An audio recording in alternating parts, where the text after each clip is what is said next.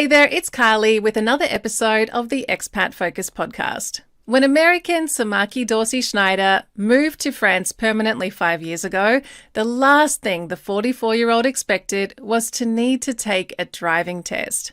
But that's the reality for some expats who can't simply exchange their foreign driver's license for a French one.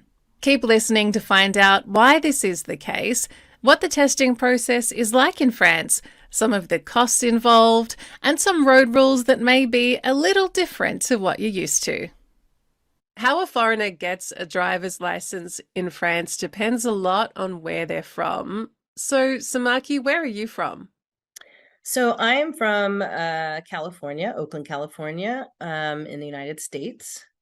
And I came to Strasbourg to do a semester abroad at the School of Management at the University of Strasbourg in 2016. And I had met my now husband while I was here. And when I moved here, I realized I actually found out after the fact that I could have been driving for the first year while I was here on my California license. I did not know the rules of the road and really was kind of terrified of even trying. So I didn't really do that at all. But when I, eventually was like, I want to be able to drive. I want to be able to get around, see things. I decided to go for it and start studying for the driving theory test. Because when you did look into getting your French driver's license, you discovered it wasn't as simple as just exchanging California for France? Well, Yeah, sadly, the state of California does not do an exchange with France. There are only a handful of states in the United States that will allow someone to move here and just submit their old license and do a direct exchange. And sadly, that was not my experience. do you know why that's the case? Like, why not all states of the USA can No, exchange licenses with I France? have no idea why certain states, have decided to enter into that agreement. It could be that they have some similarities in their road rules, but I have not researched that. You were living and settled in France and you decided it was time to exchange your license. At what point did you discover that it wouldn't be a simple swap? So I went online, I checked rules. I also joined a Facebook group called Applying for a Driver's License in France. And there was a ton of information there around which states would allow an exchange, and if not, what steps I could follow in order to obtain my driver's license. And so, for example, I could apply as a free candidate, a candidat libre, which means that I have driving experience, but I need to take the test, the written test, and then I have to take the driver's test. And you can sign up in a driving school and go out for a practice drive, and they'll do a little, they'll see how well you drive on the road and then decide how many hours you'd need based on that. So you had to basically do driving lessons all over again. Yeah, and it was actually a good thing. I thought it was a good thing because there are a lot of rules that are quite different from in California. We don't do a priority right, meaning that at any intersection, if you don't see a sign or a line that indicates the other person is going to yield to you, you have to slow down and let this other driver go. And so that's definitely a reflex that I had to practice. Also, the signage is very different. So there's a lot of different rules that in reading the Code de la Route, which is sort of the driver's guide in France, that I ended up learning about the different rules. And I actually think for the people that exchange their licenses, it would probably be a good idea for them to be required to take the written test, just so to confirm all those rules and all that kind of stuff, because I know that people come here, on vacation, and they apply the rules from the place where they've come from, and they're not necessarily always following the right direction. I have to say, I do agree with you a bit. I'm in the fortunate position, having a European passport. I fell into the category where I had, I believe it was 2 years from when I moved to France to exchange my driver's license, show the right documents, and it would just be a straight swap. Now, that's been really easy for me just to be able to get my French driver's license. But I do find myself on the road sometimes looking at a sign and not quite knowing what it means. And my partner says to me, I think maybe it would have been a good thing if you had have Hmm. had to do the French Yeah, test at least, you know. I agree. I don't think I there's like any to think harm I'm in it. not dangerous, by the way, but sometimes I'm a bit confused. But I agree. I think it's just if you want everyone to be able to drive safely and apply the right rules, what's the harm in making sure that everybody has the same information? It's a pretty inexpensive test to take. You can sign up at the post office. There's actually a handful of sites where you can go online, enroll, and it's, I believe, 40 questions. You have to get 35 of them correct. And for example, I signed up before I could do my driver's license, driving school. In fact, I went to the post office, signed up. I actually had to take the test twice because I was just shy of passing the first time. And it's, I think, $30. So, 30 euros. It's not that expensive. So, even if they chose to waive that fee for exchange applicants, I just think it would be I don't know, more equal application of the rules. So when you had to do the written test, did you have to do a lot of study for it? Yeah, so I chose to take the written test. Well, I chose to do my whole study in French. You can, if you don't speak perfect French, you can get a translator to assist you during your exam and all that, during the exam and also during, I believe, the driving test as well if you need it. But I just said, I've been studying French anyway. I'm gonna go through the book in French and learn all the vocabulary, and that took a little while. I wasn't always, I was doing my commute to work, so I'd try and study on the train, and then I'd kind of get tired of it and pick it back up again. But I spent, quite a bit of time, leisurely learning that. Once I felt like I had a decent grasp of it, the other thing that I did was there are tests that you can do on YouTube and just kind of practice quiz tests. But the one thing that I used that really helped me is I downloaded an app called Code de la Route IO. And it was a really good app because it had all the sections with the theory, but then it had about, I don't know, 40 white tests. So you could just do these quizzes. And what I really liked about it is when you got a question wrong, whether you got it right or wrong, you could read the answers, but you could look at the explanation of why that was the wrong choice, and it tied directly back to, literally, I feel like when I would go to the book, it said exactly the same thing in the book. So it was a really good way to reinforce the rules, not just like, oh, I got it right, but just reinforce like why that's the right answer. And that app cost maybe 4 7 euros, 4 euros a week. I don't know. It wasn't super expensive, but I thought it was a really good investment. And that helped me get there faster with taking the written test. Are there any, I mean, you mentioned the priority right, which, Mm. I have to double check myself whenever I come across a right entering road all the time and be like, oh God, do I have to stop for this car? Right. What other different road rules have you discovered exist in France? So by the way, my little mnemonic is sign or a line, you're fine. So I go to the Sign intersection. or a line, you're fine. Because if you don't see anything, and sometimes even that's hard because the lines aren't always very well painted, or there's like A tree in the way. or a passage for the piéton and people walking down the street, and it's intermingled with it, so it's hard to tell if that's actually a line for the driver in front of you. Hang on, if there's a pedestrian crossing, do you have to yield or is that okay? No, I don't think you have to yield if there's one parallel to you, but sometimes the lines on the ground look like the dotted line for the yield of the other driver. It's just like very mixed Yeah. up.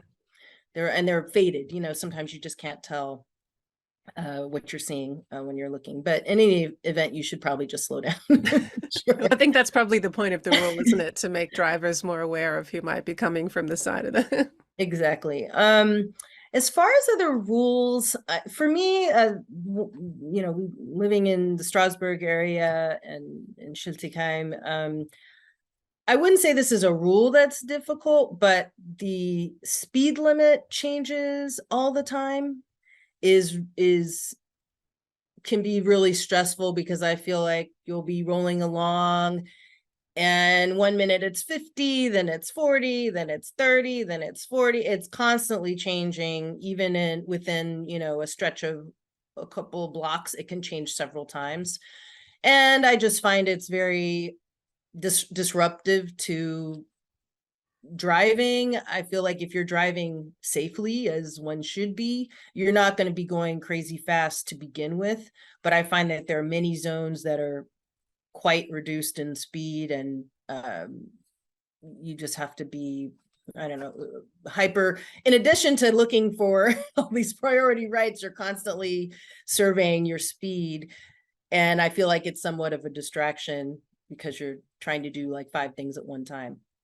Also, because I find generally in France, they don't always display the speed limit on a Right, regular basis. right. And I'm told, oh, well, it's really simple. Like if you're in a town, it's 50, or if you're going through a main street, it's 30, and then, it's 40 if it's like this. And I'm like, maybe if I grew up here Right. and had done the code as a 16, 17-year-old, that would be ingrained, but as a foreigner, not so much. We're not always looking for that all the time. And I feel like even you just may go a bit of a stretch without seeing a change, and you go, did it change? And so you're a little hoping you're not going over, you want to be in compliance with what you should be, the speed at which you should be driving. But I find that it's sometimes difficult. I mean, it does help with a lot of the GPS. If they're updated, they tend to show the speed limit, and so that's good. I mean, that's a lifesaver. At least I can just glance over and go, okay, cool, I'm going the right speed. But there's also just weird rules, like if there's a divider that's in concrete and there's 2 lanes, and then that means it's a certain speed. I mean, it can get really crazy fast. So you mentioned doing the written test cost you about 30 euros and you had to do it twice.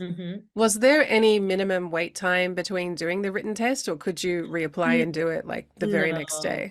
I could reapply whenever I wanted. And what was cool actually is, like, I had signed up for the test, and like, say I was kind of practicing a little bit more and I was like, no, I'm not quite ready yet, I could just cancel that reservation and just rebook it.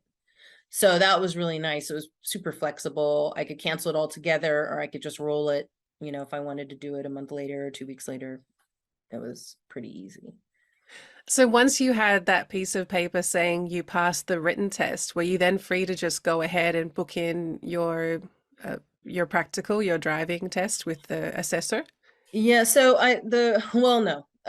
Well, yes and no. So I remember having to go to the ANTS.gouv site, and that's where you kind of sign up you send your photos, you upload documentation, and then that puts you into the system. I believe you have to print out something from there and bring that to your driving school at some point. I don't exactly remember the order of the steps, but I know that's part of it. You have to register to be a candidate to get your license.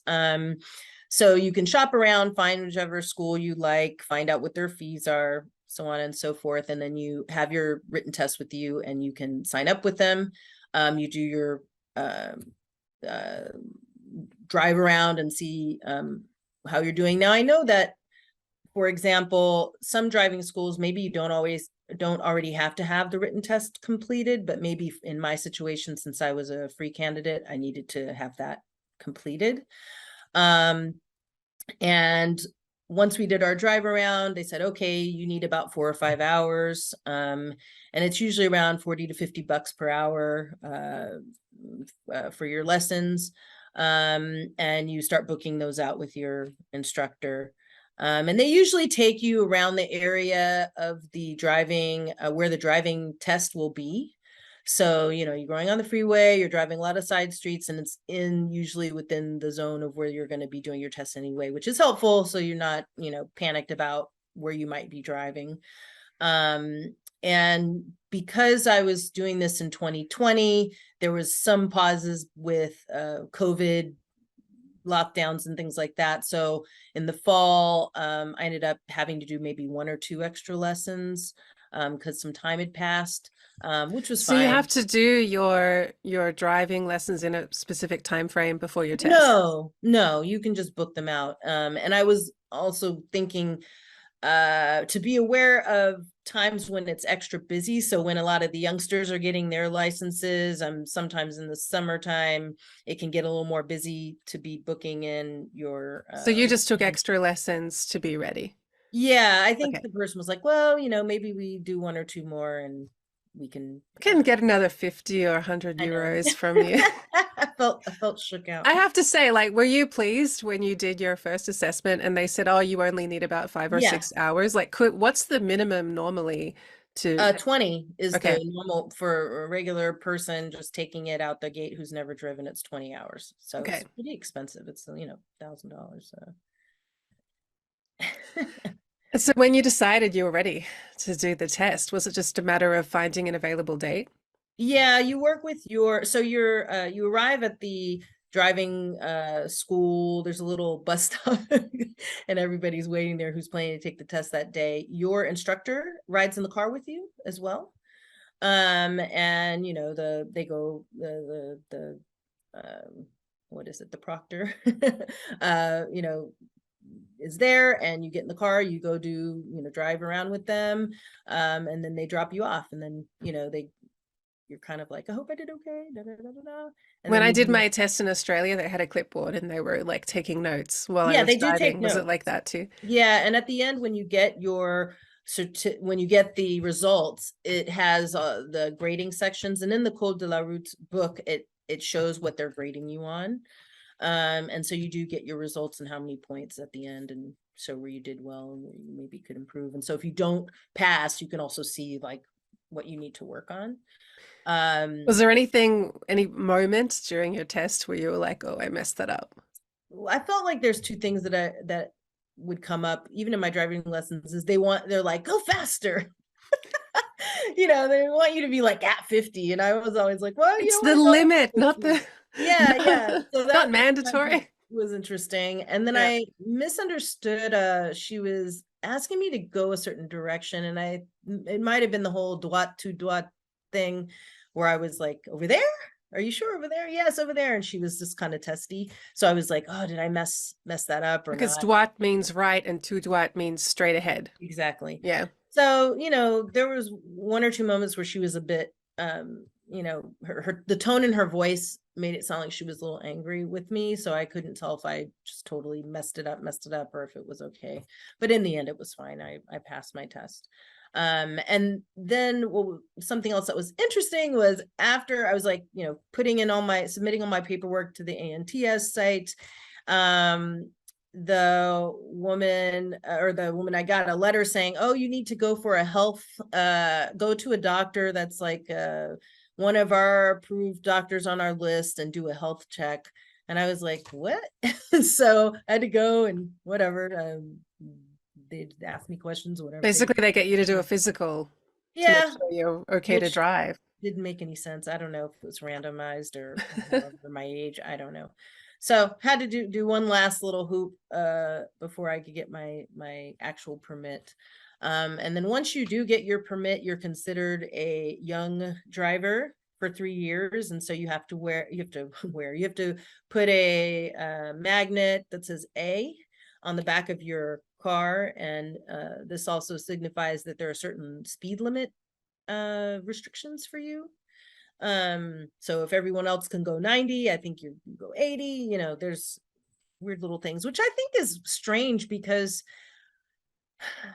if you know the rules of the road and how to drive, they should not be creating this system where some people are going slower than others and causing those drivers to get upset with the other people or speeding around them, because that's what really happens on the road. I find it kind of a strange practice to, I don't know, create this like weird tiered system of who can drive what. But anyway, you have to drive around with that for 3 years, and then once that period's over, you can not have that on the back of your car. It must feel a little strange in your 40s to be considered a probationary driver Oh, again. for sure. I'm like, I see people my age driving crazy on the streets. So, you I've know, been driving for more than 3 years, guys, I swear. Like, yeah. ignore this sign. Yeah, it's a little strange, but whatever. You just gotta get with the system. So how long from when you passed your practical test to when you had that license in your hand finally? I don't know. I probably, well, consider COVID happened. So that was a bit of an interruption as well, but I don't know. I didn't rush through it either. So my timeline isn't maybe like the same timeline as other folks, but I feel like it took at least a year and maybe a year and a half. I don't know. I really took Is my this time. from when you really started or from when you did your final test? A couple, it would have been maybe like a couple months, between having my written test done and completing. If I'd completed my driving test when I was supposed to, I probably would have done it in the summer, but due to some lockdowns and pauses and stops and starts, had to finish it in October. Do they tell you the same day as your practical test, like if you passed when you get out of the car, or do you have to No, wait? you have to wait. And it wasn't super long, but it wasn't right away. And then how long after you've been told you passed did you get your license in the mail? I think you get a recipe, or I think you get a piece of paper that is you've passed, and then you have to, Temporary license. yeah. Yeah. And then, having to do the whole medical thing, that threw it out. So, Maki, you chose the hard route of deciding to do all of your license testing in French, and I applaud you for that. I'm very impressed personally. What about for people that do choose to use a translator because it is an option? Is that a cost to yourself? I don't know if the schools offer to provide you with someone, or you have to find someone and hire them and go that route. I know in the Facebook group people have talked about it, so that would be a question to pose there. I know now with having, for example, like the Google Camera Translate, when I was reading the Code de la Route, in fact, I was thinking of going back over it now and using that just to refresh, and you can see it in your own language and be like, okay, cool. Just reinforce that learning, because there is a lot of, when you're studying for the test, you're just trying to like memorize these numbers and kind of lock it in, and what's the right tire pressure and da, da, da. It's like a little bit intense. But now that I've been driving for a while, it's always good, like as you said, you might see a sign and you're like, I thought that meant this, or da da da. You can just go back and use that book as a guide, and then they update certain rules and things like that. So it's never a bad idea to go back and look. And I actually think in our own home countries, like, we do certain things and it's like some of those really minutia rules, people just drive safely on the roads. We're not necessarily splitting hairs on like all these details, and you find that here. Oh, if I did an Australian license test again now, I don't know if, Right. like, when it comes to road signs and really specific rules, I don't know if I would pass. Oh, I'd have to do some studying. how many feet before a railroad crossing, all that kind of stuff, where it gets really, Yeah, detailed. really So, technical. yeah. But I think like knowing what I know now, I'd probably use use one of those camera translators, read through the book, and really just kind of get it all down in my language. And then I would probably still use that app. I thought that app was perfect. It was really, really good for me. Like, I really liked it. You mentioned knowing what you know now. Is there anything else you would do differently if you had to go through this whole process again? One thing that I would have done differently, I did not realize until much after the fact that the first year while I was here, I could have driven with my California driver's license. If I hadn't been such a scaredy cat, I probably would have tried to take to the roads. But I do think that learning the theory would have been important to do. So I wish I would have maybe started sooner, so I could be learning and driving at the same time. That way, when I did go for the driver's practice test to just see how well I'm driving, I probably would have had much more comfort on the road already, and maybe would have had maybe 2 lessons to take, because it wouldn't have been just that acclimation period. So I would have done that differently. What are your biggest pieces of advice for others that find themselves in the situation of needing to start all over again to get their driving license in France?